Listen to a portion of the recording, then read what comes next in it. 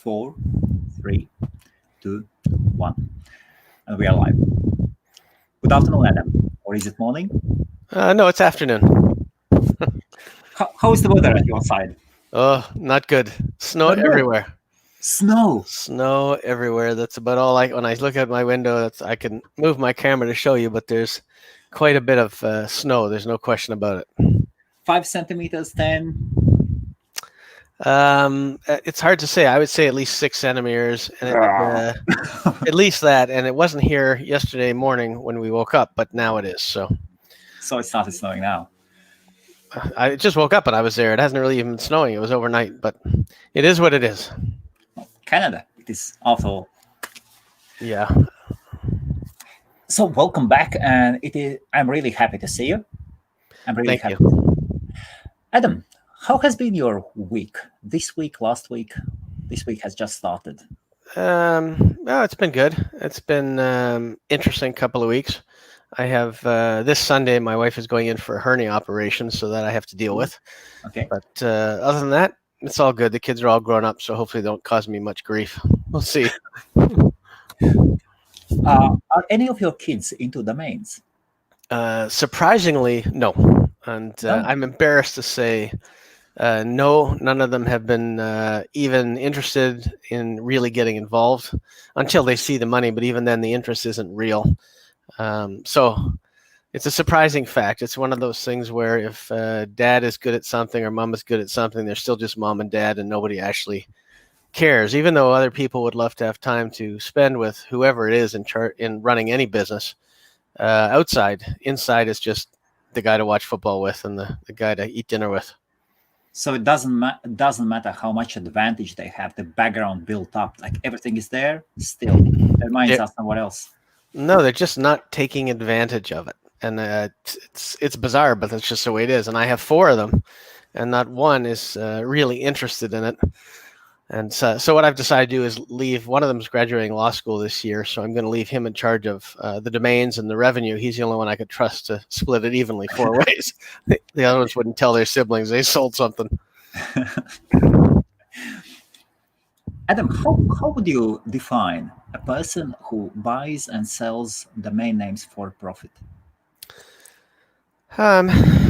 Well, there's a couple ways to define them. One is some people try to do it full time. Yes. And some people try to do it to supplement their income. I think the ones that tend to do it to supplement their income enjoy it more because they're not relying on those funds to come in to have enough money for the mortgage, the food, or whatever else.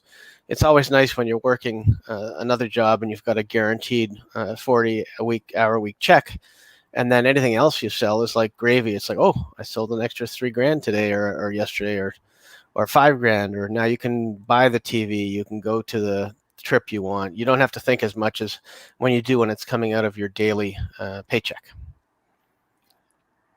Is there some personality trait like you would say, oh, you would be a good domainer? Is that desire to hustle or? No, there's a few character traits that do come in handy, but none that I've really seen in consistency with domainers. A lot of successful domainers seem to be more outgoing and not afraid to pick up the phone to actually make a sale or to try to make a sale, whereas a lot of other people will tend to be more passive and will sit back and just wait and hope something comes to them. The more aggressive you are, the more domains you'll sell. There's no question about it. So it is actually very clear. If you want to have like profit, you have to go out. Yeah, I mean, unless you're owning all of the best top 10 one-word generics or acronyms that people are going to come to you for, and you can just sit back and wait, you will need to be aggressive and try to sell it. The best example that I have is the recent sale of MD.ca. Okay. So that was a sale that I tried to sell to MD.ca to 3 or 4 different companies. I tried for about, I'll say, 6 to 8 years. And then I gave them prices that were high 5 figures or low 6 figures. Nobody was interested at all. And then what happened was Scotiabank, a large bank, bought MD Financial, one of the companies that I was targeting. And then after that, Scotiabank insisted that they buy MD.ca. And it was a lot more than I was even asking for the Really? previous 8 years. So, yeah. So it was an interesting one, that's for sure. So you were asking less, and they came in with a higher offer? No, they were asking less, and then I got understood who my buyer was, and obviously adjusted pricing accordingly for whatever the time of year or whatever the situation was. It wasn't a guaranteed price forever. When companies sit and they don't buy a domain name, you have the right to raise the price unless it's guaranteed in writing for 30 days or 7 days or whatever it is. So by the time they came back to me, I wasn't as motivated to sell it, but I was definitely interested in selling it. So the price I gave them is where we started our negotiations. So good evening to everybody, or good afternoon, good morning to either to a person who is watching a live stream or watching a replay. If you are watching this live stream, you have your chance to ask your question. You can ask your questions on both Facebook and YouTube on either the channels we are streaming at the beginning. So we have part one where Adam will explain, will share his knowledge how to sell a domain name and about different tricks and more so. And after that, we'll jump into the live Q&A. So, oh, my apologies. I thought I did switch it off. Here It's we me. go. That's horrible. Hello, That's horrible. we're on That's TV. horrible. That's unacceptable. That's unacceptable. Okay, so for example, a funny question. Toothpaste. Yes. That is a funny question. I think I used the Crest Extra White, says it'll make it 10 times whiter than it normally is. And apparently it's either working or it's not working. Here you go. A question from Twitch. It could just be the screen. I don't know. Okay, and Adam. So now we are, so today is Wednesday, December the 9th. The year 2020 is almost finished, finalized. How has been your year?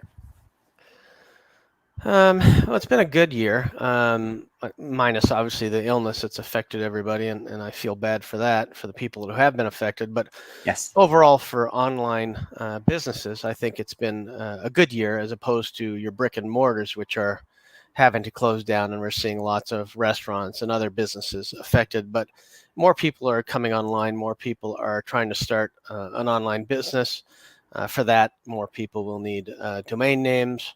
And they'll buy domain names that are priced reasonably. A new business won't go out unless it's huge and buy like a $50,000, $60,000 domain name, but they will buy like a $3,000 to $5,000 domain name. And then if people are smart, they are looking at the situation and they're realizing what businesses would boom in a COVID type of situation. One of the businesses that I looked at early was your takeout restaurants. Yes. So that's always been booming. A lot of people don't know which restaurants are open, which ones are closed. So one of the things to do is to set up like a little local directory in your area, charge the businesses a small fee, $10 or $20 to be listed.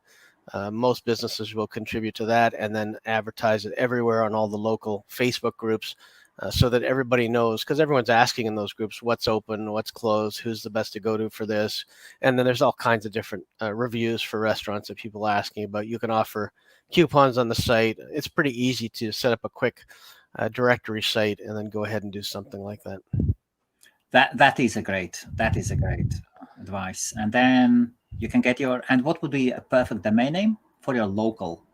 So you could do anything like, depending what city you're in, but I'll pick city something name? like Rio Rancho, which is, city name. Rio Rancho is a small city in New Mexico. Rio Rancho takeout restaurants, Rio Rancho takeout, whatever you need to do that will let people know. The domain isn't going to matter as much because you're going to put it inside the Facebook groups. It's just a good placeholder for you to actually build a small business that could take off very well. Okay, Adam. Adam, can we jump into the numbers about this year of yours? Of course. Which one? About this year, about year 2020. Oh, okay. How many domain names have you moved, purchased, sold?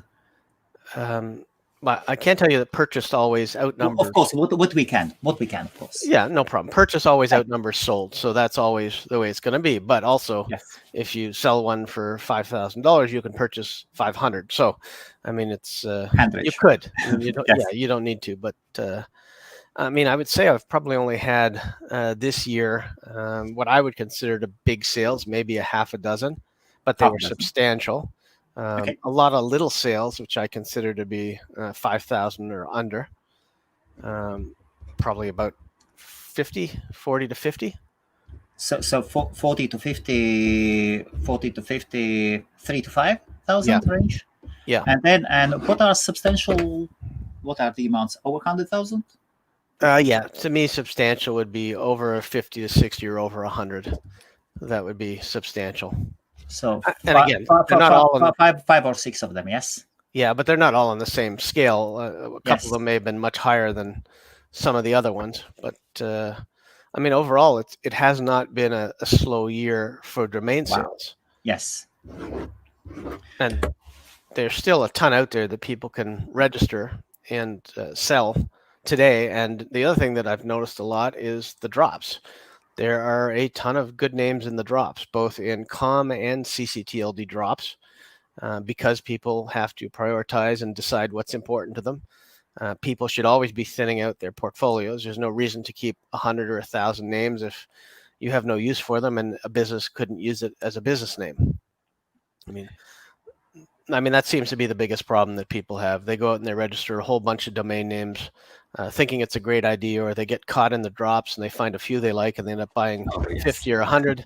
But the problem is, can a business reside on this name, and will people know what it is, and or do they have to spend a lot of money in branding and things like that as well? So that's always the trick, is to buy the right names. You're not going to sell anything unless you buy names that have that are sellable. And that's one of the problems. Out of these 5 to 6 substantial sales, all of them .coms? No, definitely not.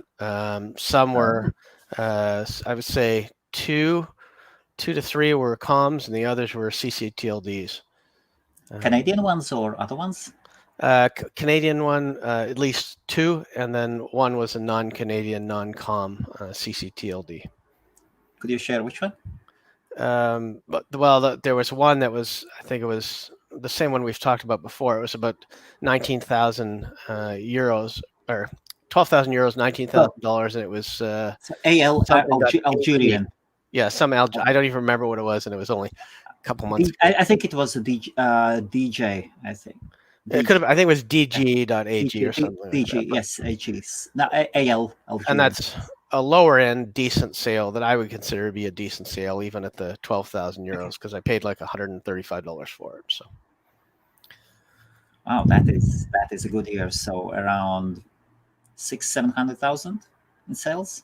I don't know the exact number, to be honest with you, because we're not at the end of the year yet. But I know I would say it was a really good year, especially with the MD.ca sale. So, and out of these ones.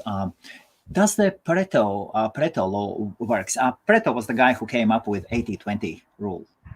Okay. So, did you chase sellers or 80% K by themselves? So I would say, out of all the names I've sold in the last year, I would say that I chased 90% at least. 90%. Yeah, I mean there's even some other smaller ones, like I remember AreaRug.ca, which was a CA, and there's tons of companies that sell area rugs, some called area rugs, and that one eventually sold, but it had to be aggressive in marketing. So I mean, there's a lot of things you have to do once you get an offer, or if you want to be aggressive and start to sell by external marketing. It depends on what your tactic is. But you're definitely going to hold a lot longer domains if you're just going to buy them and sit on them, expect to pay a lot of renewal fees before somebody comes looking for you. And how big is your portfolio approximately? So it was 5-6 years ago, 7 years ago, it was around 30,000-40,000. Yeah, so what I've been doing is I've been trimming it based on quality, and it's down now to under 20,000. And one of the things that I'm doing is when I sell a good domain name, I'm banking some, and then I'm buying and upgrading always the content and the quality of the domain names. So I may sell a word domain, like, I'll just make this up, like Area Rug, but for $8,000. And then I might go out and buy a couple two-letter .cas or other two-letter anythings, put some of that money away, and then I have, not only have I sold the domain name, but I've picked up some better assets, in my opinion, than, let's say, Area Rug. That happens all the time. It's a consolidation of portfolios for the future. So 20,000 domains, significant sales of 50 to 60 domains, so let's say 55 a year. And how many inquiries do you get?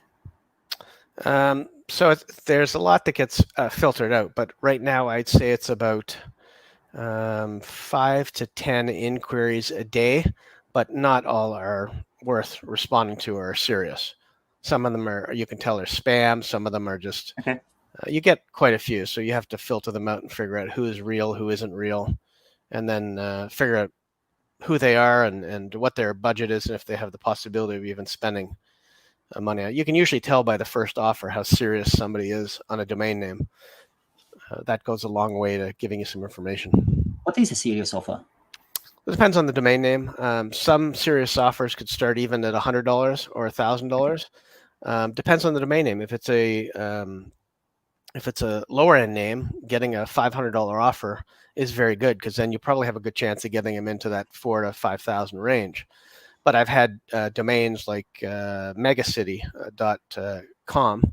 that started at like a $3,000 to $4,000 offer, went to $10,000, and eventually I think it closed at $65,000. So you never really know what it is. Yeah. But obviously, if somebody's not offering you a reg fee or give me $20 or $100 for your time, you've got a better chance of getting off. But $100 for a domain like anxiety.com is not as good as a $5,000 starting offer for anxiety.com, because you're not going to get there from $100, but you may have a serious buyer for $5,000. I think I had an offer for I think it was $10,000 for dentures.ca. So at least right away, I didn't sell it, but at least right away I know that the guy was serious about it, and I could probably do some decent negotiating with him. We weren't talking about $20 or $50 or $100 for the name.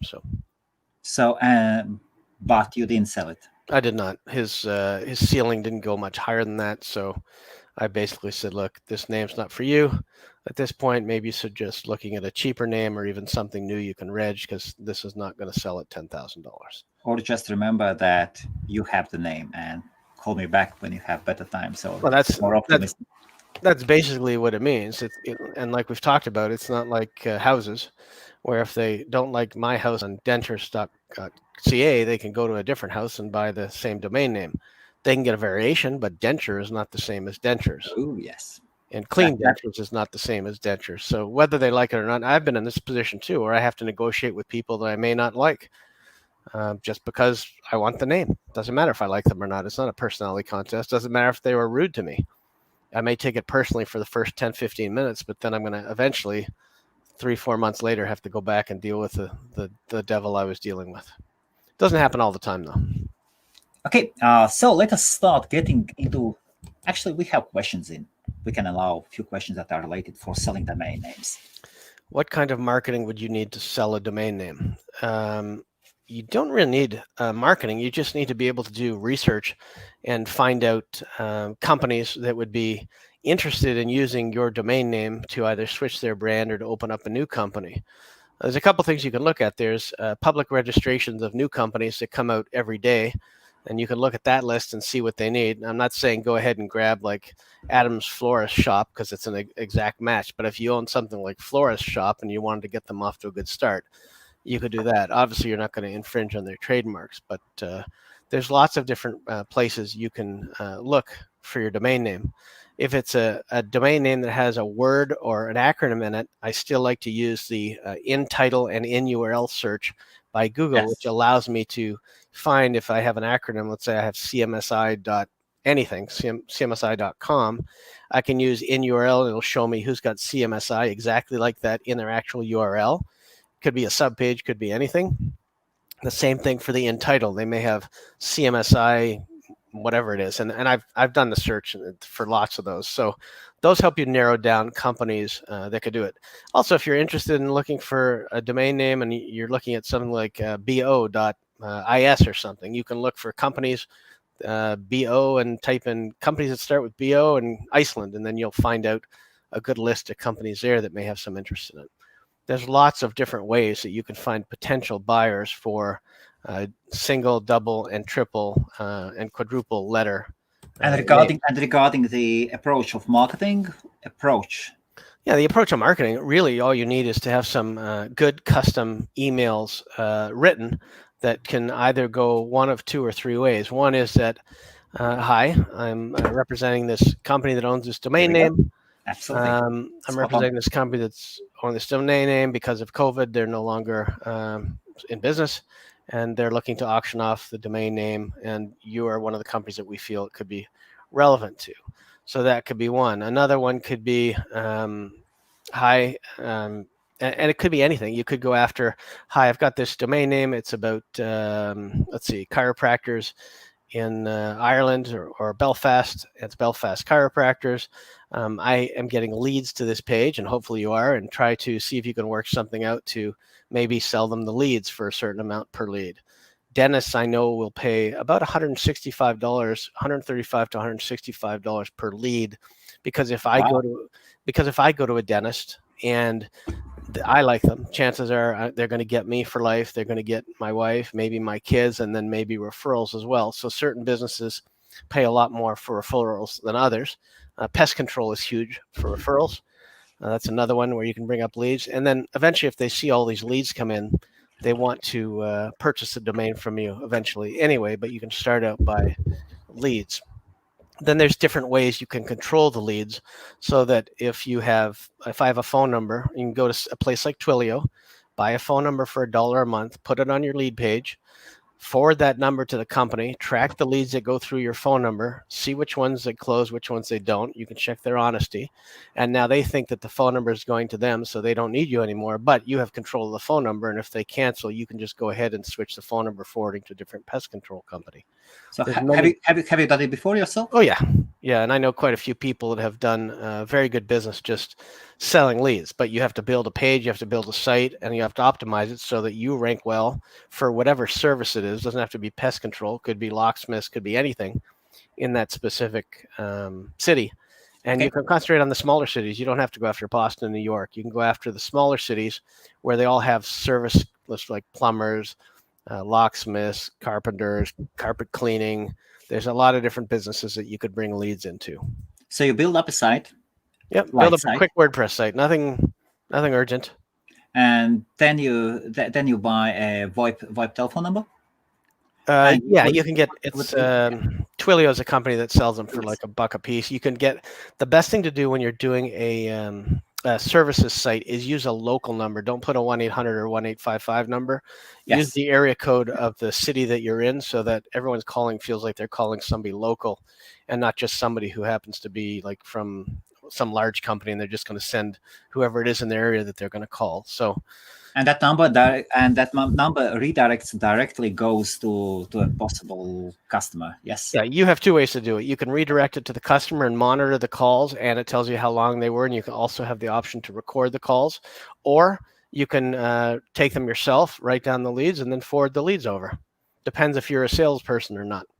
Of course. And if you want to do it really on the flow, like 4-hour work week, then just redirect them, and then you can say, look, we've done some redirections, phone redirections, and you had so many leads. Yeah, sometimes what I like to do is I like to throw in the first lead or the second lead for free. That shows them some immediate value. And then from there, they know that you're not just trying to make money for both of you. You're not trying to just sell them leads. Some people will sell them 10 leads and then they're all garbage leads. You don't want to do that. You just want to get money off the ones that they actually make money on. That shows that you're helping them grow their business, not just you being selfish to sell leads. And what would be an email proposing this kind of corporation?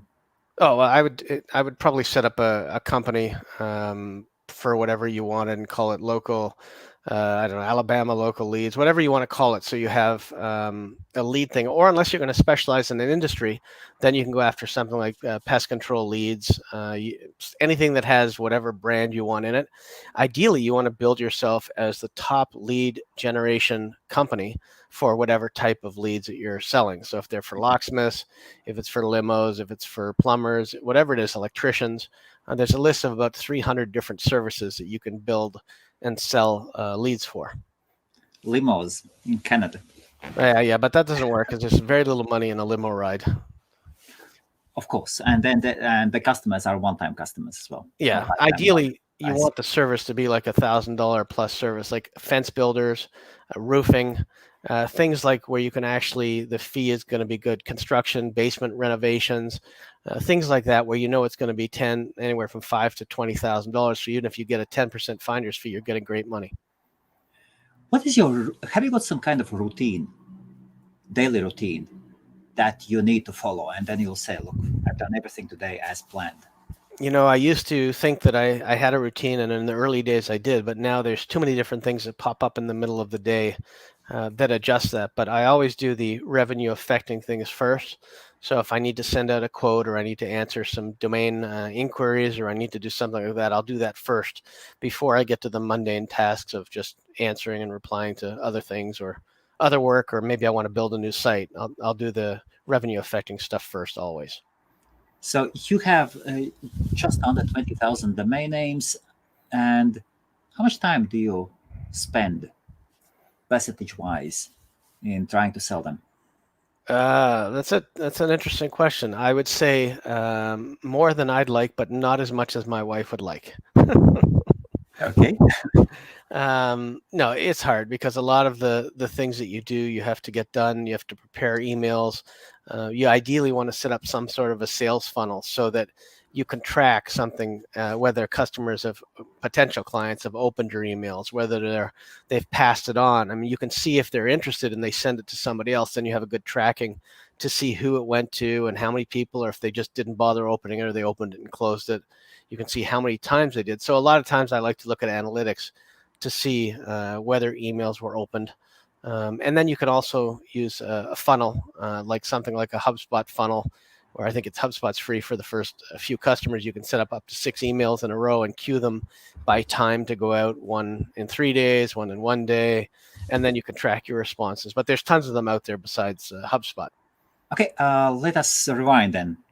Funnel, HubSpot funnel. Could you explain what it is and maybe basic structure of it and how you would work through it? Sure. Any funnel is pretty similar. Just what varies is the product or the service that you're trying to get in front of the customer. So what you should do is when you're setting up an email to go to a customer, if you're doing outbound marketing, you should set it up a small short email with some information and a value added piece of collateral inside of the email. So maybe you want to say, here's the top premium. You don't want to hit them with prices, but here's why this domain would be good for you. Here's why people want premium domain names.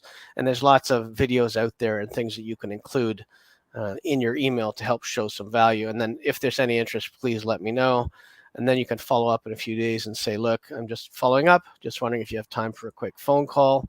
I like to do that. So I'll do an email, a call, then I'll add them to LinkedIn, because then when they see you've added them to LinkedIn, they don't know why, but the next time they get an email from you, then they kind of remember the name somewhere, they don't know where, and then maybe they're more likely to engage you. And then you can go back into an email and you can try to call. And the worst thing that happens is you get a no. But I usually go email, call, then LinkedIn, then another email, and then a call. And then what I really like that works well is my sign-off email, which basically says, okay, if I'm wasting your time, I apologize. I'll end this email. Right, I won't email you again. And then sometimes they get defensive and say, no, I'm sorry, I'm interested. Just tell me about this or tell me about that. The kiss-off one seems to be the actual conversation starter in a lot of times. So opening email, then another email, then call? No, opening email, then call, then LinkedIn addition. And then after the LinkedIn addition, wait a couple more days and then send a follow-up email. and then another phone call, and then the kiss off email. And what would be a sample of the kiss of Adam? It's pretty straightforward. It's nice. It's polite. I've been sending you a bit of information on the domain name, anxiety.com or .ca. I noticed you haven't really been responding. You've opened them up, but I guess you haven't had time for a phone call. So I'll leave you alone, and here's some information that may help you in the future. And then I'll put something in there that's valuable to them related to their business. And then I'll say, reach out if you have time in the future. And then a lot of times you'll get response to that one. That's usually the highest response email. But the key is in every email to make sure that you have something in there of value to that client. So it doesn't have to be of value to you. It could be something to them, like how to build a good landing page, or for carpentry, I'll send them a report on their website, like an SEO report. I'll send them a security report, everything that's personalized towards them and their website, so that they understand that I have some credibility. So that was the next question about personalization. Do you research your clients, or do you do basic research? And if yes, then what kind of research before starting sending that first email? So I start researching the minute I get an email that basically will say, if they send something that says, "Hi, I'm interested in this domain name," I basically will start searching, take the email, break it up, look at it. Is it Yahoo? Is it Gmail? Is it a corporate email? If it's a corporate email, check them out, make sure they're real. Looked at their LinkedIn profile, see what position they're in. If they're in a position of authority, are they decision maker, or are they just somebody who's trying to find out and gather information? And if it's a Gmail or a Hotmail, I'll take that Gmail, I'll put quotes around it. I'll go see where they've used it elsewhere, see if it's relevant. I'll also be able to tell if it's a new email, because it won't be anywhere that they've ever used, which means they could have created it just to get in touch with me to use an alias for the domain name. And I'll use a bunch of different ways to see where it's from. And then once I know who I'm dealing with, then I'll be able to sell it. And I'll know what price I can market it at. I'll also hopefully know how big the company is, how much revenue they spend and stuff, because a lot of them will post it, if it's a real business, on their business website saying we did 10 million this year, or we did this, or we did that, or we only have 3 employees, or we've got 300 employees.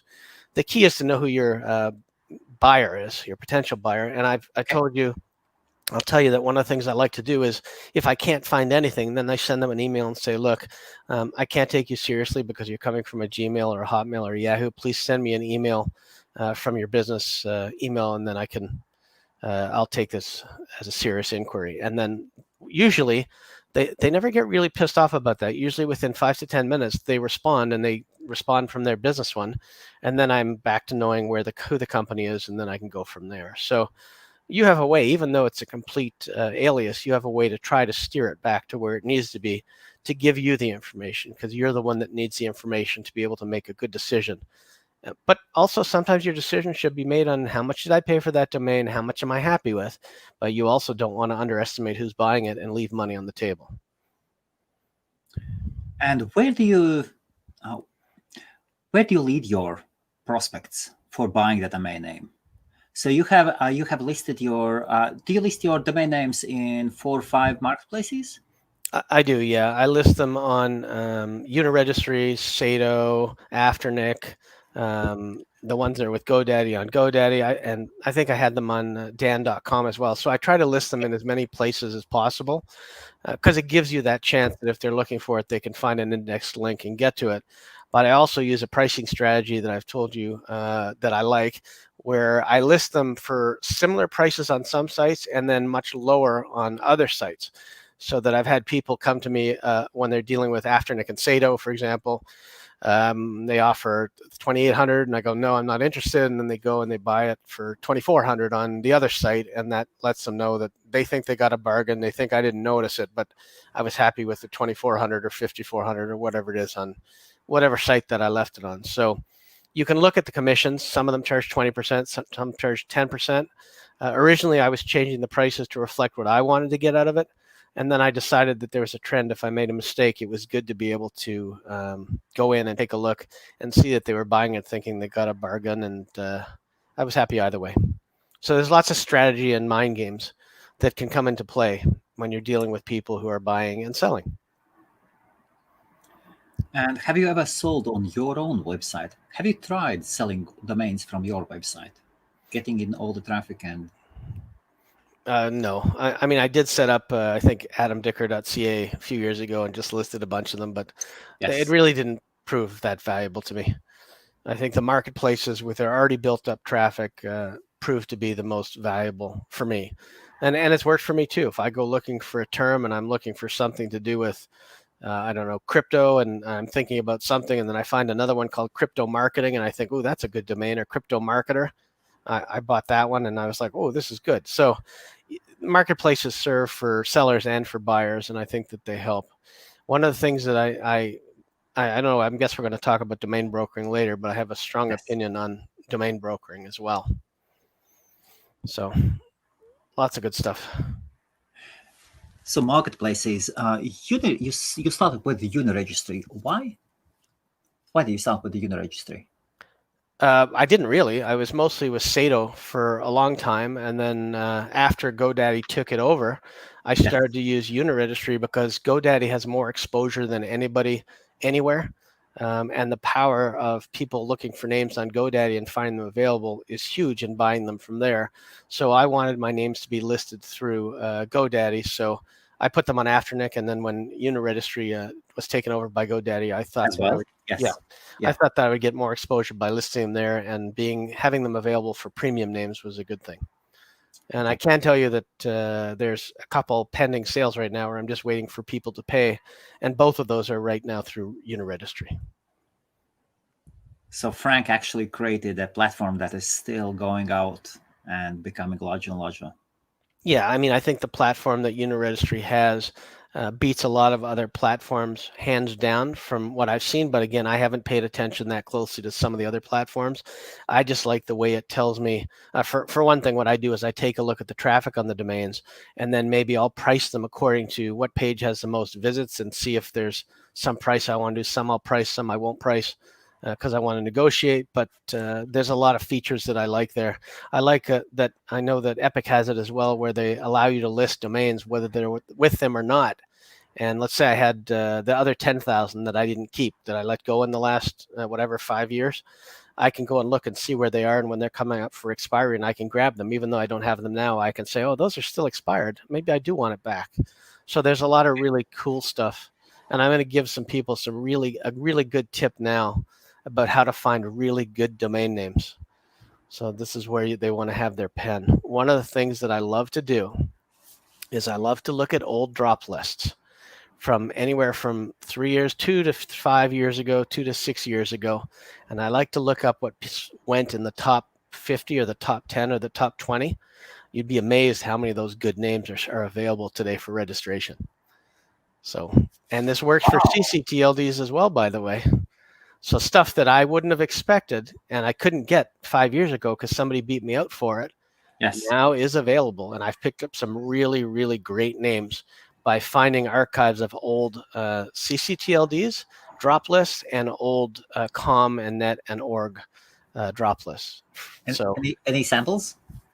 I'd have to think, but I can tell you that I've registered at least a few hundred like that for sure, that I would consider definitely at least above the 5K mark, that somebody thought was like a number 1 or a number 5 name at that time, and nobody noticed that they let it drop and it's available. So you'll now you're going to do it yourself. So now you're going to see all kinds of them. So one of the things I'm looking at building is I'm going to build a really big CCTLD site that's going to have listings of everything you could possibly imagine with CCTLDs, where to register them, where to pick them up on drops, what dropped, what are the old lists that dropped. I mean, there's going to be so much stuff regarding CCTLDs that I'm going to put together. It's great because I'm definitely concentrating a lot of my effort now on CCTLDs because I found the gold in them. There are hills, I guess you would say, as a slang, but Okay.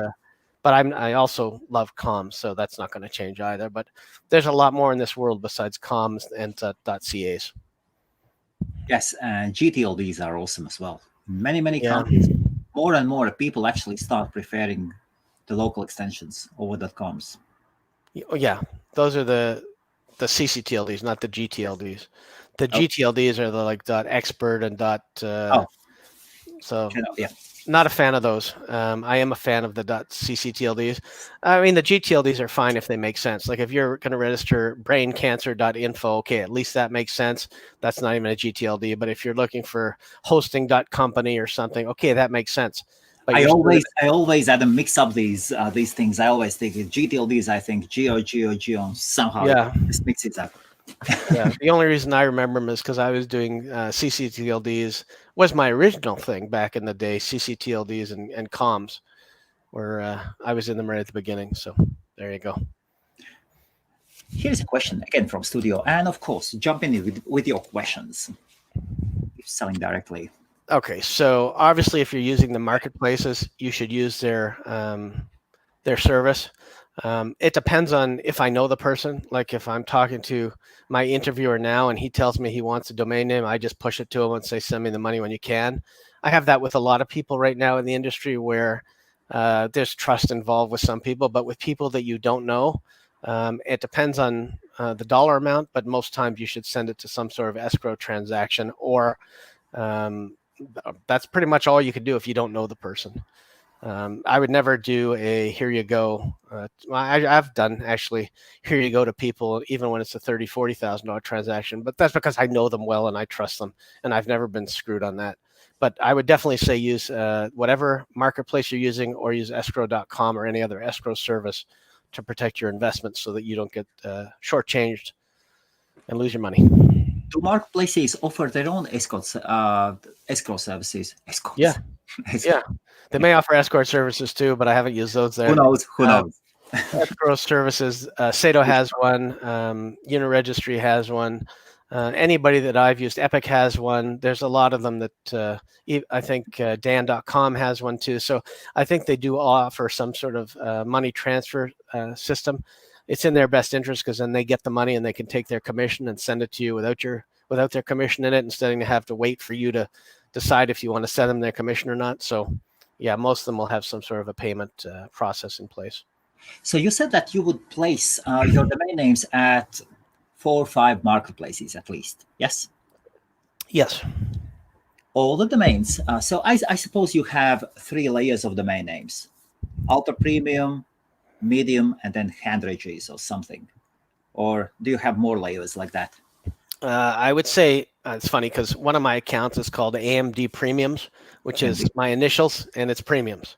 So the only reason I organize them in layers is more so to make sure that the premiums and the sort of premiums always get renewed. It's not for selling procedures. Oh, okay. It's for renewal procedures. So if there's a bunch of renewals coming up and I want to make sure that the top ones get done, those ones I do a year plus in advance, so I don't stand any chance on losing them. Whereas the medium ones, there could be for sale, could be reasonable pricing, could be things like that. I'm luckily, because of experience, I'm not buying any more of the third or the lower end kind that I would just want to hold and hope somebody buys them. So, but that takes time to understand how to do. Basically, the general rule is if you're not going to build a business on it and you can't see why another company would be able to build a business on it, don't buy it. It's pretty simple. If you can't see what business would want it and be able to build their company and their business on it, then you have no business buying that domain name because you're just buying it for some emotional reason, and that's pointless. Okay, I haven't ever. Well, I have placed something on CEDA, maybe 1 or 2 domains. But do you place or do you post all your domain names across all the directories you can, or premium names go to those directories? That layer goes to those ones, and those ones go there. So I don't split it up that way. The really premium domains, I don't tend to post anywhere because I'm not really interested in those kind of marketplace buyers. I'm more interested in traffic to those names that will contact me directly, or that have a corporate side that are smart enough, or an IT side that will look up in Whois or wherever they want to who owns the domain name. So it's another point that's good. There's no point in hiding your Whois information on names that you want to sell. Yes, you will get a bit more spam, but you'll also get more offers. The only names that I usually put in privacy Whois are names that I have no interest in selling at this time, and I want them to work to try to find me. or I'm keeping them because I want to run a business. But otherwise, it should be open season on who is for domainers. So the other premium names do not go to marketplaces. No, I'd say most of the really Okay. high-end premium names don't go to markets. Wow. Okay. Here's a question from Gene. Good evening, Gene. When you're making outbound sales calls, what is your method of connecting? Okay. Very good question. So this is a bit of a tricky thing, and I know Gene from Facebook and a few other places. Great guy. He also has some sort of a domain course I know he's been selling. He's a great guy. As Trump would say, he's just tremendous. No, I wouldn't do that to you, Gene. He's a very punny guy, too. He loves puns. So what I do is, and I've done this before, years ago, I learned a trick where I would call somebody that worked at the company. I'm assuming we're dealing with a big company. I would call the wrong person on purpose. And I spoke to somebody at Barnes & Noble in accounting. I was trying to sell them a domain name. It was paperback.com at the time. And I talked to the accounting guy. Let's say his name was Fred. And I said, Fred, are you the right guy to talk to? And he said, no, I'm not the right guy. Knowing Fred in accounting wasn't the right guy. And then I said, Fred, should I talk to Steve, the CEO, about it? And he said, yeah, he would be in a better position to make the decision.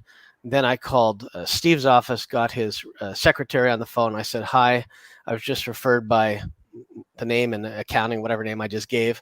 And I got right through to the CEO right away. And I sold paperback instantly. So sometimes you have to use some sort of tricks and sneaky ways, just like everybody does in sales, to get to the right person. Because if I just call and say, hey, it's Adam, I'm trying to sell you a domain name, nobody's going to be interested. But if I came with a referral from the guy in accounting, then I get right through. So there's lots of ways to okay. So the first call is cold call, and it wouldn't go to a secretary or to office manager. No, because you're just going to get dumped. But I also use, to find that first guy I'm going to call, I use LinkedIn to find out who's in a position that I would want to talk to that's in the wrong position, but would still be respectful to me on the phone because I was calling. Okay, so, and it doesn't have to be accounting; it could be anybody. And what are the main preferred positions? Yeah, HR will shut you down. Marketing will probably shut you down because they're in a position to decide. So you want to go to somebody in some sort of tech position or something that knows they're not the right person to make the decision and isn't going to be rude enough to get rid of you. So it could be like it's got to be a manager or a director. Yes. And it's got to be somebody who is respected by the CEO and known, and then you can get through. So it could be an attorney. It could be anybody in a respectful position that you can go to. With this one, it just happened to be the director or VP of accounting. So it doesn't always work, but it's certainly better than getting stopped at the door. I mean, you can also do cute little things like send somebody a hula hoop and say, I know I've been running in circles trying to get a hold of you. Or you can do all kinds of cool stuff. People don't get regular mail anymore either. You can get in front of them with a regular letter. All they're used to is email that goes in their junk. There's lots of ways you can find the person who is the decision maker, but you have to be ingenious to be able to do it. So sending the first emails, I suppose, like listening to all of this good stuff, you do not do automated emails. You do not. Do you? No, I don't. Everything's personalized. With as much information as I can. Sometimes I've made connections because I know what college football team that's on their Facebook profile, and I know that I like the same team, or I know that they live in Washington or that they moved from Denver. There's a lot of stuff that you can learn and create opening conversations and starters, but everything has to be personalized. It's been that way for a while, but it definitely, as of 2020 and on, everything you do has to be personalized. We all get enough spam and enough junk mail, and we know where all that goes. We don't even read it anymore. We just take it and put it right in the garbage. So everything has to be personalized.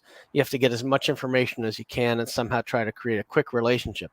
And that's why I do the initial email personalized, and then I will pick up the phone. Because I know another email is just going to be considered as spam. I'll pick up the phone after the initial email. Then I have something to refer back to. Hi, it's Adam calling. I sent you an email yesterday regarding this domain name, and that's one way I did it. Another domain name that I sold, and is also an easier type of domain to sell, is something that's close to something that somebody already has. So I had pink slip loans, and it was in California. And then the gentleman had pink slip loan, and he was a payday advance type of person. And I called him. I said, look, I want to be fair. I want to be ethical. The guy down the street is trying to buy payday loans. And I looked it up and found out that you have payday loans. I don't think it would be very good of me to be able to do that. If you're interested in the name, I'll give it to you at the same price that I was going to give it to him. And then he bought it. That was a $10,000 sale for just keeping his business intact. I wasn't trying to squat on his trademark. I was just trying to unload the net domain name. So there's a lot of pretty cool things and tricks that happen when you least expect it. You'll come up. You just have to think outside the box. You can't think like every other domainer who's just sending the same email.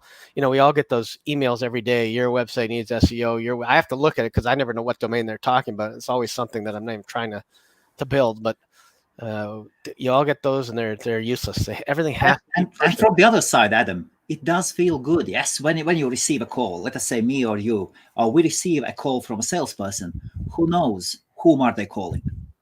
Well, and these days there's also lots of security things that you can talk to people about, and you may not get a domain sale, but you may get something else. I mean, there's lots of things, lots of reports you can run and showing them, look, your website is at a 58%. It doesn't meet Google's mobile stuff. I mean, there's about 25 different things you can find and say that it doesn't have. You don't have your own Facebook URL.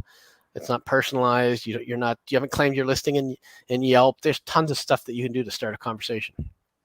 That's about them, not about you, and not about, hey, I don't know if you've claimed your Yelp, but a lot of businesses in your area haven't, and they've been using us. No, that's not the right way to do it. And timing is everything as well. When I moved into my house, which I'm in now 4 years, I was moving boxes into the house. Moving into the house, and a realtor knocked on my door and asked if I was interested in selling. And the worst part was she lives like a block and a half to 2 blocks away, and I was like, "Are you kidding me? We're just moving in now." I don't know what she was thinking. So timing is everything. You don't want to try. The best days for emails are Tuesdays and Thursdays. That's the worst possible. That's the worst possible question. Yeah. The best one would be to come in. Hey, congratulations on the purchase. Yeah, you create a relationship. Welcome to the area. Here is my business card, just in the case. Yeah, if you hear of anybody that needs a realtor, that's how you do it. Not, are you ready to move? And the best time, by the way, to send emails is Tuesdays or Thursdays. Mondays, people are swamped. They're not interested in your emails Monday mornings. Thursday afternoon, Thursday midday is good too. Friday, they're already getting ready to close down for the weekend. So ideally, you want Tuesday, Thursday afternoons, or Thursday mornings, or Tuesday mornings. They've had enough time to unpile the junk. Adam, it has been a while for you to be here, and I have one question I'm dying to ask. Telephones and international calls. Yeah. Do you do lots of international calls?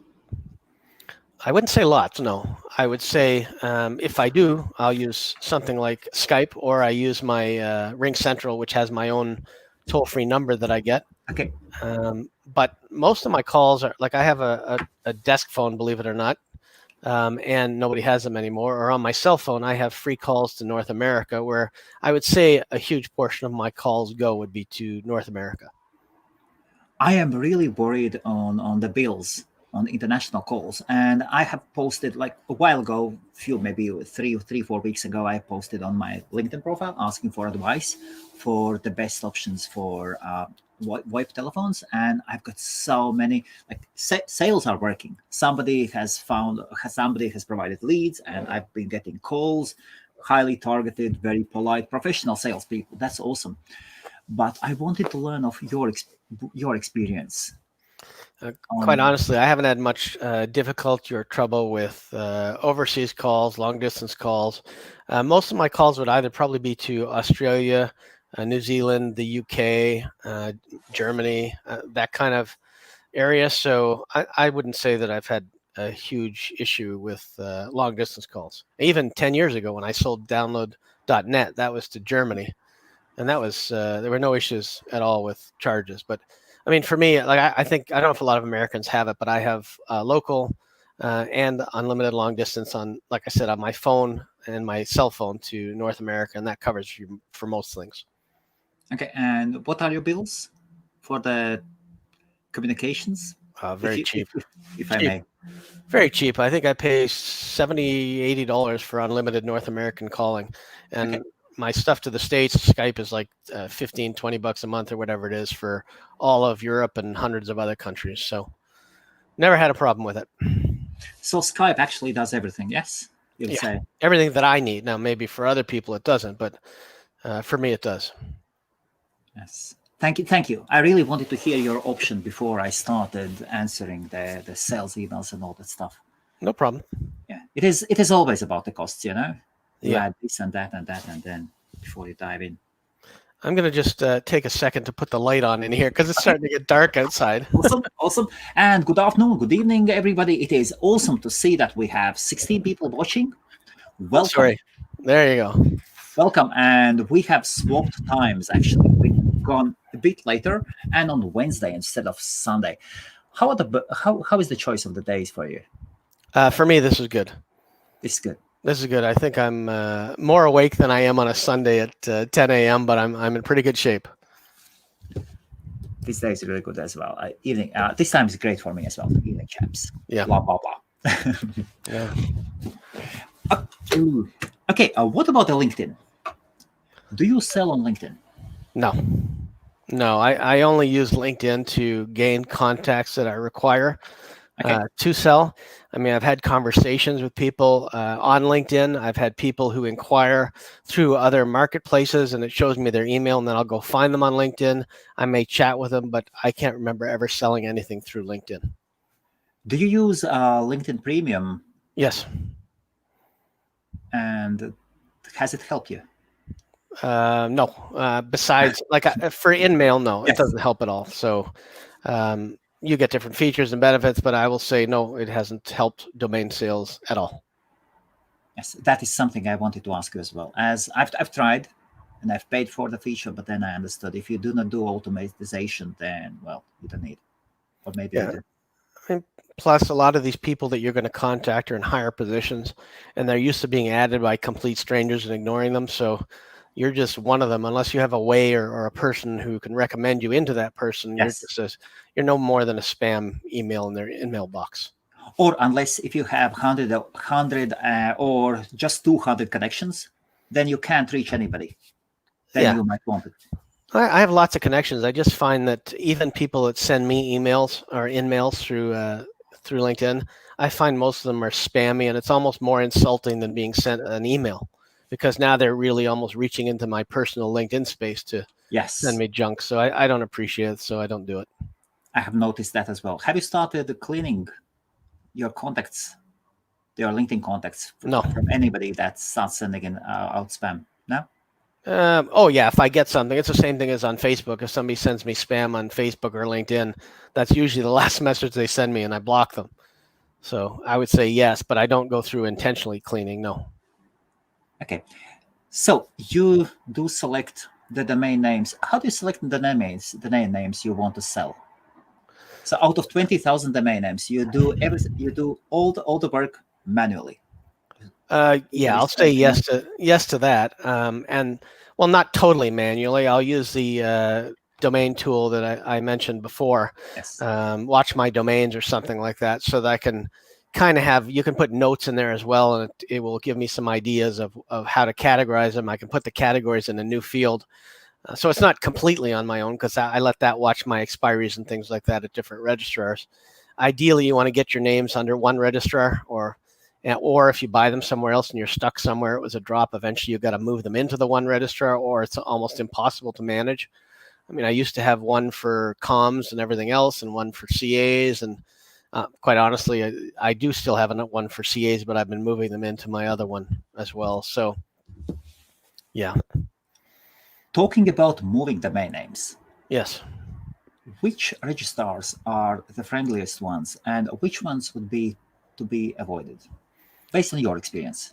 It's hard for me to say which ones to be avoided, except that sometimes when you get drops at registrars that you've never heard of, they make it hard to move in or move out. And I've heard horror stories of people losing names because they couldn't figure out how to get it out or something like that. So I don't have any real horror stories about moving out or moving in. Usually, obviously, with the quantity of names that I have, I get good assistance from the registrar that I'm either moving to or moving from.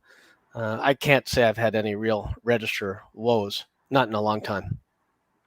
I bought a short name just from a drop catching service, y.io. So u dot. So like YouTube u.io, and they're Just a great. single letter, you mean? No, so u as YouTube u, then dot, then dot Okay, okay. IO in the ocean. Quite difficult to pronounce. A French service, and they have interesting domain names, and quite often they do catch many domain names as well, European ones, and I'm interested in 2-letter ones. So, and just to be able to start using their service, I had to do one initial purchase, and I bought this domain name un-s.com. Okay. Without any need. I paid 30 euros or something. I thought, okay, I'll sell it for 100 easily. How long has it been sitting there? Almost 60 days. Almost 60. Yeah. I'm waiting for the first 60 days to expire. I think it could be easy sale, no? un-s.com. Could be. I don't know. I don't like domains with dashes personally, Yeah. but that's just me. But a shorter one with a dash, you may have a chance, but it's not something I would pick up, to be honest. Just put it out there, and some domain could buy. Easy. And then I did discover that they have included some bronze package, and it is like 15 euros per month or something, and you can get rid and you can take it off. A hosting package or something? Something, yes. Hosting some premium DNS or something. Well. There you go. So, and which ones are your top registrars you love the most? So I use one called Hexanet. Yes. That's one that I like a lot. I've used Epic. I've had no problem with them. I've used GoDaddy. I don't have any problem with them or their upsells. That doesn't bother me. And for CAs, I use a company called Names Pro, NAMESPRO.ca. They're also pretty quick and very good with service, 24-hour service, basically. So never have a problem with them. But they only do, they do others, but their specialty is .ca. And then, times by times, so once we start touching registrars, times by times we can hear that registrars come and buy huge portfolios. And there are not that many good portfolios out there at all. Yeah. Have you been approached by your former friends from GoDaddy? I think it's come up. It's come up once or twice because I know they have been buying portfolios. Yes. So I'll say yes, I believe. Not something I'm considering at this time. I enjoy it too much, and I don't know what I'd do if I got rid of it. It's a real good hobby to have that I enjoy. So I really never considered it. Again, my wife would want me to consider it, but I won't. But have you received offers? I've gotten things that say, hey, send us your portfolio. We're interested and we'll review it. But I'm not interested in doing that either. So I haven't done it. And you are not actively searching for the big sale like that? No, I'm not. Okay, and the main reason... It seems odd, but I'm not. This is like domains are your life, and that's the reason, yes? Well, yeah, and I'm still, I still enjoy when I find a good one, when I sell a good one. I still enjoy all that. So it's not really all about money. It's you have to enjoy what you do, and there's a lot more to it than just selling. And anybody who sells is going to buy into something else anyway or do something else because they'll be bored. But I'm not looking to sell all my domain names. Okay, some, yes, but not all. And usually those domains would be priced fairly or cheap? No, they'll be priced as a package, as a bundle. I mean, they would be probably an overall good price, but you can't look at them as individual. It's like buying a computer. If you look at everything individually, the video card looks really expensive, and then you look like you're getting nothing for the RAM and so on. Yes. So, and then you get aggravated about the RAM, but really the overall package is good, so there's no point in complaining. So, nope. Okay. I still got another 20 years in me at least, so I'm going to enjoy that. Plus, I can't trust my kids with the money anyway, so there you go. Who are the domainers that have sold their portfolios? Michael Birkins was one. Yeah, I mean, there's been quite a few. Well, not quite a few, maybe a half dozen in the last, I'd say, 5+ years. I mean, obviously, Unit Registry, Frank did. Yes, actually, And yes. there's been a few, and it started way back when there was a gentleman, an Asian gentleman, who sold his portfolio way back when. I think it was to Marketo or something back in the day. Oh, Marchex, that's what it was. So Marchex, and that's what started all this, and then it's just continued to grow. But it kind of dwindled with portfolio buyings when parking sales and all that started to dwindle, when parking revenue dropped. And are those guys still in domains, or? No idea. I mean, I was involved with a couple that sold their portfolios, and from what I can tell, they're still in domains, but they got millions and millions of dollars, so they don't need to be, but they're still in domains. They're still in domains. Okay.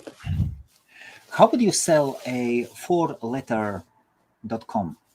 So for that, I would definitely go to the Google in title and in URL, and I would see what companies have the same name or are using the name in the acronym inside their company name. There could be many, many variations of it, and that will give you a good list of who to start with. You can also Google, if it's a 2 or 3, 4, whatever it is, Google companies in whatever city or whatever country you're in. If it's a CA, Canada, the companies that begin with GO, and you'll get a whole list of them and things like that, and then you go from there. And it could be, and then if you have something like, if you're lucky enough to have your third or fourth letter be an I, you can use that as incorporated or limited if it's an L, and then you can just go after the 2-letter company and keep the L or the I there as well, because like SBI or whatever it is, and then you just know that they're SB and it's incorporated. So would you say if somebody wants to try selling domain names, would you say 4letter.coms would be easy niche to try out? I'd say it would be easier, but I would also say it really depends on the letters. I mean, Z, Z, Z, Y is not going to be easy to sell no matter what. But then again, RTLI, that may be easier to sell. Again, it really depends. And what you have to do is, even when you consider before you buy a domain name, look at how many possible potential companies there are that you could sell it to. I do that a lot of times. Even something like, I'm making something up now, but Space Shoes. If I was looking at spaceshoes.com, I would have to see there's only 2 companies that make space shoes and realize probably it's not a good bet, even though it sounds like a decent name. I'm not going to be able to market that.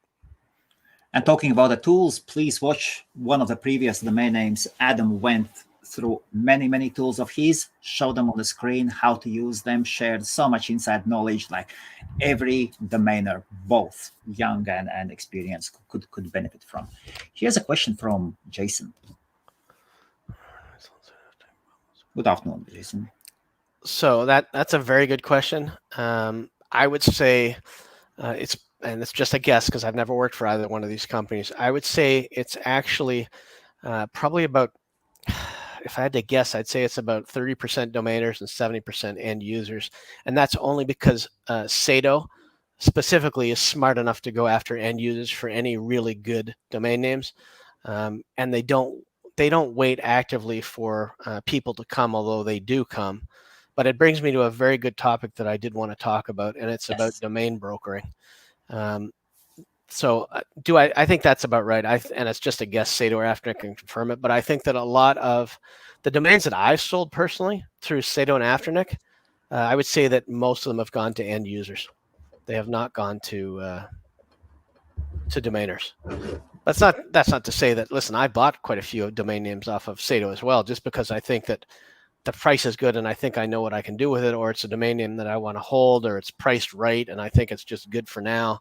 So domainers are definitely buying a lot. Domainers know about Sato and Afternic more than any other industry, but domaining is still such a small industry based on what's out there. Sometimes I've listed domains on Sato for sale, and then I've contacted 8 or 10 companies and I said, look, this domain is up for auction. Here it is. You're one of the people who could benefit from owning this domain name, and I'll send them directly to the auction link so I don't have to worry about more emails and paperwork.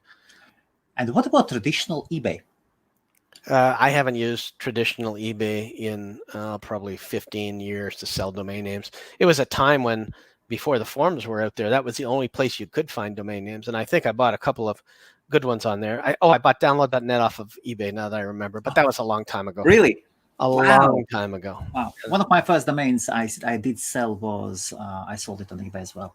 Yeah, but that was a long time ago. The other trick that I have that I haven't mentioned yet that I like is if I was interested in buying a domain name, I would call and leave a message on the person's home phone purposely when I knew that nobody was home, and I'd offer an amount of money. So I would say, I remember one in particular, it was coloring.com, and I wanted it for some reason at the time, and I left a message, I'm interested in paying $10,000 for coloring.com or whatever it was. And as soon as the wife heard that message, it just happened to be the wife, Ding. she called me instantly, and they got in a fight with her husband saying, no, you got to sell it. It'll pay part of our mortgage. We can do this, we can do that. And that was a really good strategy. Now it would work with both men and women. Both of them will want the money. Oh, that's good. And then the man can say whatever he wants. He can say, well, the domain name is worth 25,000 or what. Yeah. That is your imaginary money. Here is 10,000 we can put in right now. And not only that, I've tried that. That's good. Then the wife will say, if it's worth 25,000, then go sell it for 25,000. If not, go get the 10. Yes, while it is there. Yeah, so I've had a lot of those. Okay, let's talk about domain brokering for a second. Can we leave domain brokering for the next time, as we are 1 hour 10 minutes already in, and we have few questions. And please do make these questions coming in. And we have prepared already the title, domain name brokering for the next time. Okay. So how to use the in URL feature. So what you do is you type into Google. Could you share your screen, please? Of course. And that is another feature we can do. So about these live streams, just follow up HostMaria or 27.b if you are Latvian, ibf.lv. But of course, do follow hostmaria.com, push that bell, and when Adam comes in, or other domainers, or Adam with other domainers, you'll be able to come in, ask your question, ask Adam even to show the screen. And this is what technology is today all about. Okay, so I'm going to show my screen, and I've pre-set up 2 examples, not knowing that this question was coming. Okay. And you can see in this one, I put in URL. Okay, if you could make the screen larger, please. Thank you. Larger? Oh, the text. Yeah. Yes, the text larger. So what I've done is I've put in all in URL : CMSI, and then it gives me whatever company has in the URL the letter CMSI. And then I've also got in title CMSI. So it will show anybody that has anything in title that says CMSI, like Conservation Management System, Inc. You see, they use the I there for Inc., like we were talking about.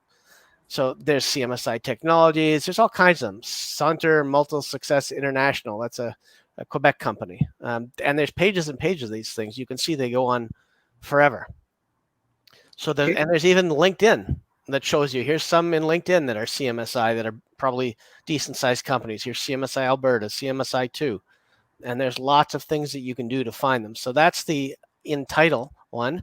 And this one is the all in URL, which means somewhere in their URL, they're using it. So if we mouse over, you'll see at the bottom, it's /CMSI, it's CMSI-Alberta. Here it's something else with CMSI, Computer Memory Storage Initiative. Well, that's a neat one. And again, CMSI. So you can see and that's a forum, by the way. So maybe the forum is interested in it.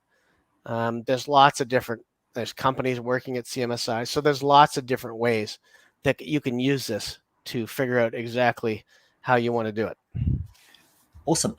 Another question about renting out domain names. Thank you. Okay, so I've only ever did a rent to own on one. It was a 2-year contract. I never actually rented out a domain name. I would see no problem with it, but I prefer the rent to own feature because you can get more money out of it. But sure, there's domains I would rent for $100 a month, $200 a month that are really good premium domain names that guarantee income. And there are legal contracts that you can get online that are out there now that have outlined the process for renting. Escrow.com has a process where you can do rent to own. And then there's other places where I did a 2-year contract and I sold the domain name. It was a domain name that I didn't have any interest in owning any longer, but had a lot of traffic. So I got rid of it on I think it was a 2 or 3 year, and made good money off of it. I'll tell you the name, even though it's slightly embarrassing. It was called adultsex.com, and I didn't want it. So I sold it.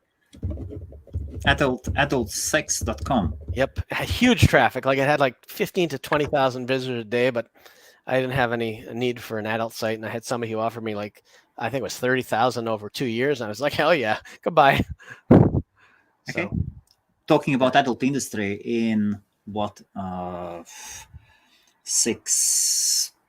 hours? Yes, in 10 hours we have next live stream with Bruce, and Bruce is one of the best known guys who buys and sells adult websites and businesses. He lives in Thailand, and if you have ever been in adult webmaster business, you will know Bruce. He knows anybody, not everybody. me. I don't. I have nothing against it, but I just I Yes, haven't really delved into that. that's the business world. Yes, that's the I've been business known to browse around the web, but that's about it. So renting out domain names, so you would go to rent to own and you would use escrow.com? If I was selling it on it's at least to own is what it's called, and I would do Lease, that. lease to own. But Yes. you could do a rent, and I have no problem. I know Dan.com does rent, and you just put in how much, and somebody can choose to rent it. I have never rented a domain name. And what was your technical side For what? For for rent to own, lease to own? all I did was I transferred the domain over to escrow.com. They Okay. changed the DNS to him so he could use it Yes. while he was paying it off. And Okay. I really didn't have anything else to do with it except take my payments once a month and smile. And smart. Okay. And if the payments were late, then you would I get the didn't. domain name back. Yeah, I think that it's written in the contract that if two payments are late, that the renter or owner gets to keep the domain name and all revenue that they've accumulated up to then. So if he was late under the 2.5 year on a 3 year, I would have been happy because I got to keep all the money and the domain name. But he did not. He paid in full, and he got the domain name.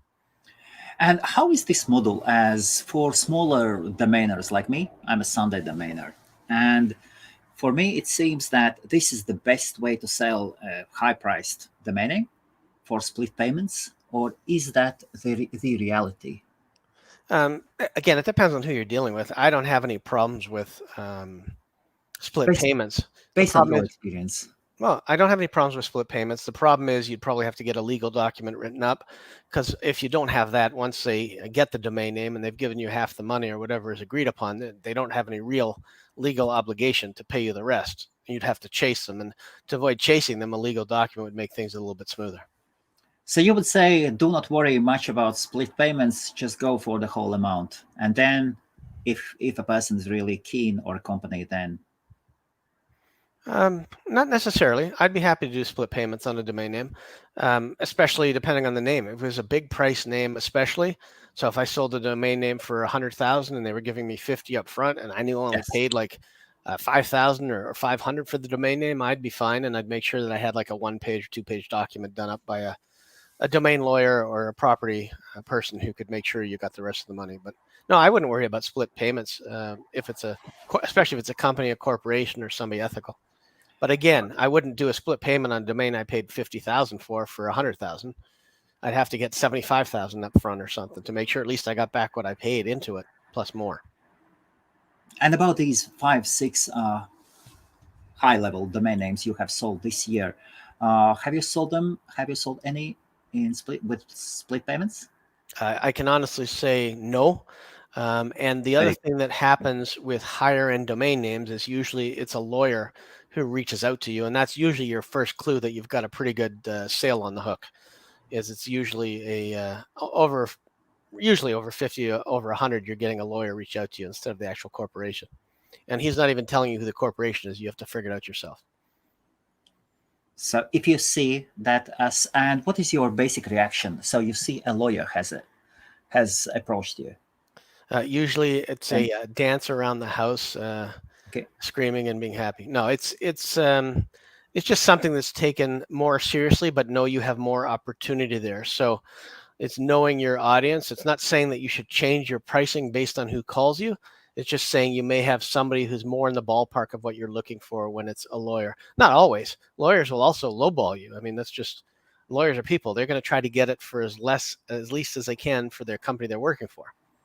So let us play out a scenario. A lawyer Sure. comes out to you and says, "Good afternoon, Adam. your company owns this and domain. We Mhm. can see that it is undeveloped. We have a client who could be interested, who could be probably interested in buying this domain name to improve his something, Yeah. or who could be interested. Yes. Yeah. So And go ahead. what would be your asking price? So Price to obviously, join, blah, blah, blah. since it's the first time I've talked to you and it was a surprise, I would have to, in my head, think about what domain it was, what domain I would be, what a price I would have been looking for this domain name had I been trying to sell it on Outbound, and then probably ask. I would try to find out what their ballpark was, and then I would price it according to what I would be happy with, because it's a negotiation. So you'd have to price it based on what you'd be happy with, but knowing that you're probably dealing with a corporation with a lot of money. It's quite famous that I let pw.ca go to Price Waterhouse too cheap. I They called me and they asked me how much for it, and I didn't know who it was, and I just shouted out a random figure of $60,000, and they said okay. And later on, I realized who it was and realized I left a lot of money on the table. So there can be a lot learned from previous mistakes. So basically, in that case, I would say, look, I don't know what price I was considering selling it. I really didn't have it on the market yet. I'm going to need some time to think about it and get back to you. And then I would go do my research, and then I would get back to them. What is the bottom price for your LLCA names? I think, to be quite honest with you, I think I have them now at 200K everywhere. 200K. Yep. And Remember, a lot of that is based on if you don't need the money, how much you need the money. It's based on quite a few different variables. It's also based on what other sales have gone for and what the yes, industry dictates. and the market, yes, So market history and everything. there's a lot of things to consider. Is that the right price? Probably not for some companies, and probably too low for others. I don't know.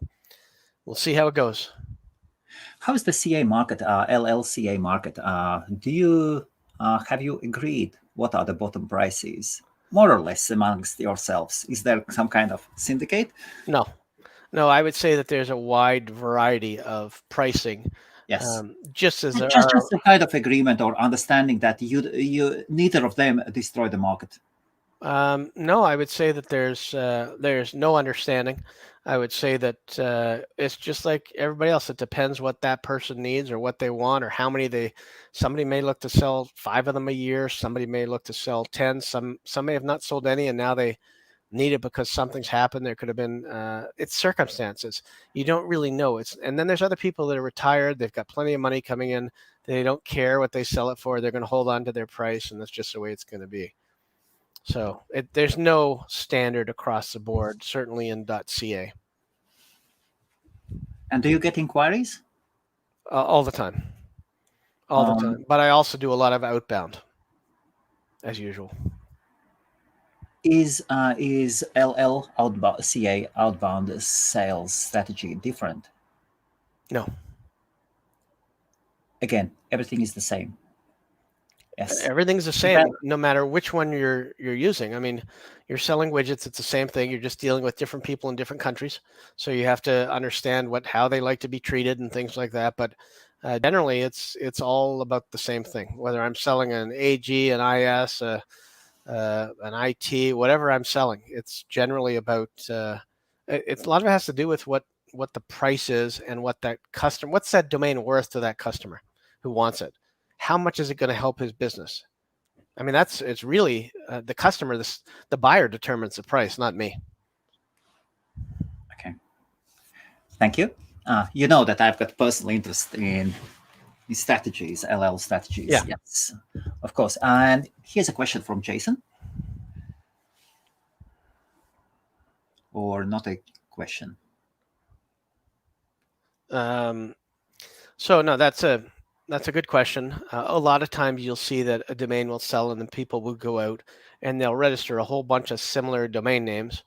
Even when I posted something about the MD sale, some people said, "Well, I have I don't know, ASMD. Would they be interested in that?" And the answer is, it probably doesn't make a lot of sense to go out and register a whole bunch of them. But if you can get something similar that could be a brand, then it's fine. Like there's nothing wrong with Data King selling for 4K and then owning Data Prince or Data Queen or something like that, but going out and getting the Data King or the real Data King or something like that is pointless, like a lot of people do, or a Data King. But Data King is a good brand. Now they probably have a trademark on it somewhere, or they're going to, since they just bought the domain name, so you have to be careful about that. But there's nothing wrong with going out and buying names that have the ability to be a representative of a company, but not just quick changeovers or typos or variations of all of them. Here's a question from Studio. For .ca, do you need local residency? So you need one of two things. You need to either have local residency or you need to have a company that has a Canadian office incorporated. And I find that's the same for a lot of CCTLDs. So for me to buy European CCTLDs, I need to have an office somewhere in Europe. So yes, those are the two answers. And I will say something else. Somebody asked about renting my domains. I'm quite happy to give somebody a domain to develop and see how it goes, and hopefully we both make money on it. I'm very eager for stuff like that. I do not have time to build out all my domain names. Wow.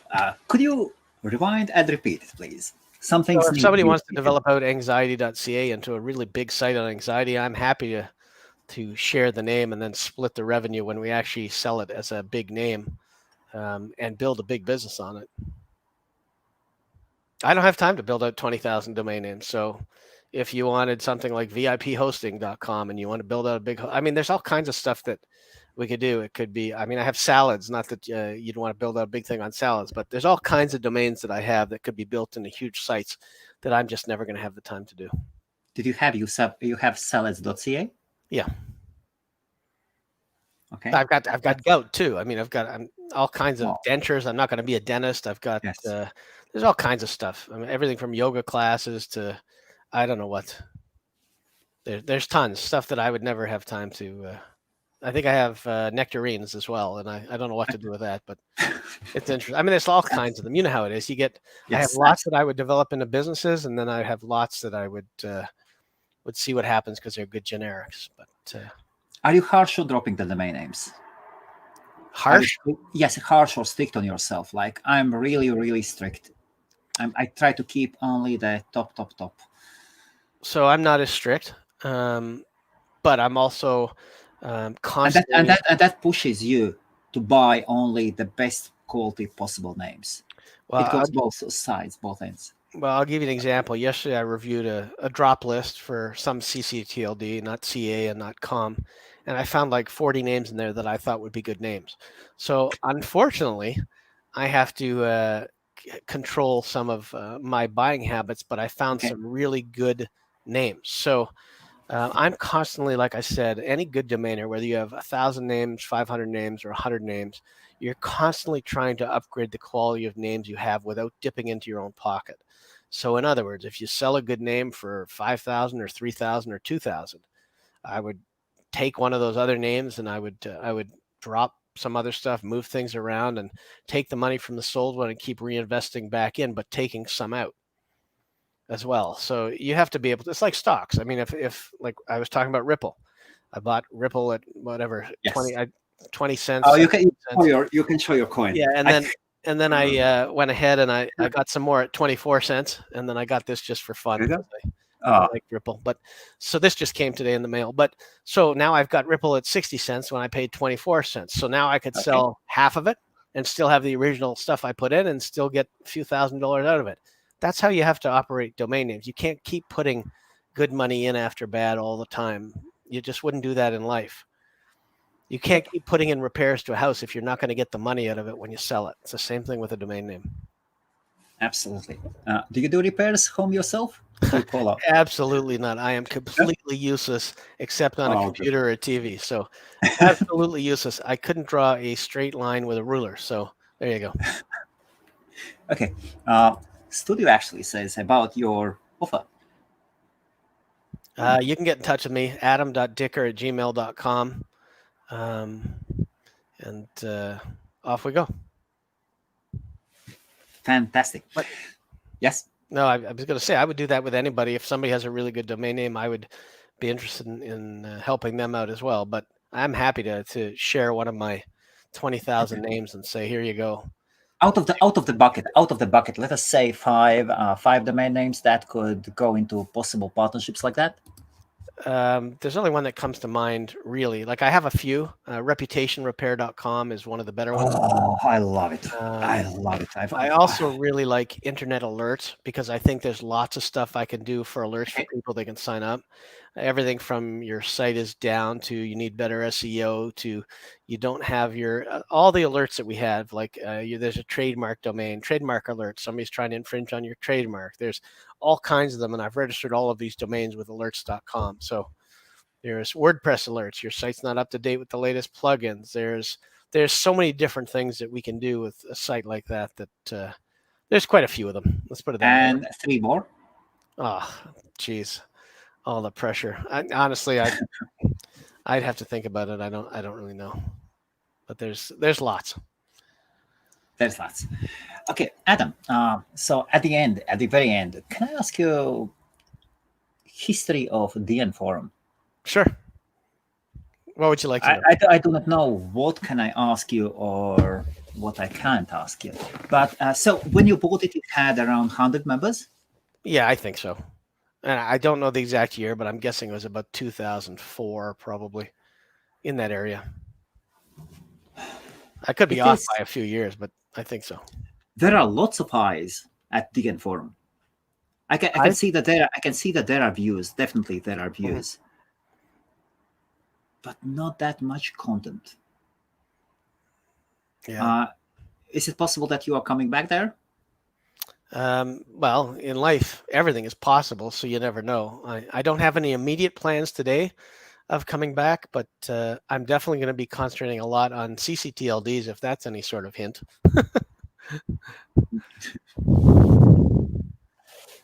Okay. So, how is the selling on the main forums like DN forum? From what I recall, it was a better place to buy than to sell. There were good bargains that were always up on the forums and blogs, but there weren't.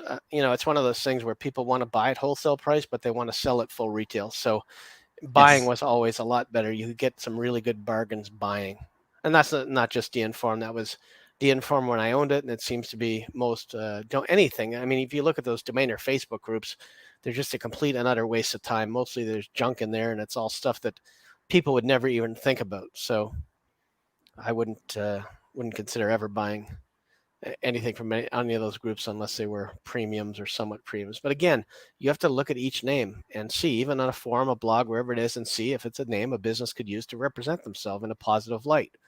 And if it's not, and you can't see what business it could be, then don't buy it. And then remember, there's a couple different types of domains you're buying. One is domains you want to resell. Two is names you want to build a business on. Now, if you want to build a business on ABC123, that's fine. That's up to you. But don't think you're ever going to be able to sell that domain name unless it has a business on it. So keep that in mind as well. Thank you, Adam. Thank you for another awesome conversation. And thank you all for sending emails both to me and Adam. I believe you start receiving emails as well, yes? I did. I actually, I told you I had a couple of comments from people that were wondering where we were last week and things like that. So yes. It's good to get the emails, but it's better to do a show that people can benefit from. And that's what I feel best about. Next week, probably at the same time? Sure. Wednesday. If nothing changes. Yep. I may be even able to do it sooner. Let's see how it goes. Sooner. Fantastic. About how to broker a domain name. How to broker it, what to watch out for when you're dealing with a broker, and how not to what not to do when dealing with a broker. And how to make sure you actually get transparency from a broker. Oh, that's good. That's good. Do you have people who broker your domains? Your domain names? Just sometimes I let Unit Registry handle some of the smaller sales. Like I said, they're closing on a couple now that are about 5,000 or so. And they did one for me. They did close a couple others for me earlier this year. So it depends. So thank you everybody for watching. Adam, once again, huge thank you.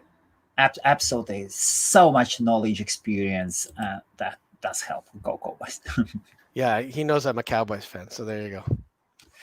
Adam, and once again, the best way is to contact you. You can contact me on my cell, 416-884-0535. You'll need to put a +1 if you're calling from Europe. So +1 416-884-0535, or email adam.dicker@gmail.com, and I will answer myself. There's nobody here to help.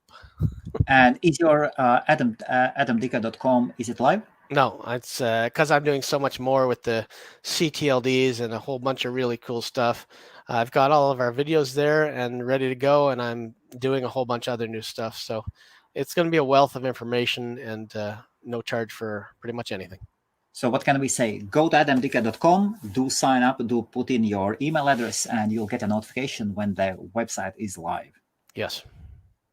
Fantastic. Thank you. And please share this video. Let other domainers know about these live streams, and maybe you want to join in, maybe even together with Adam. And I'm planning to put up a panel of domainers, and let us bring these live streams to the next level. Thank you for watching. And of course, Adam Dicker. Thank you. Thank you.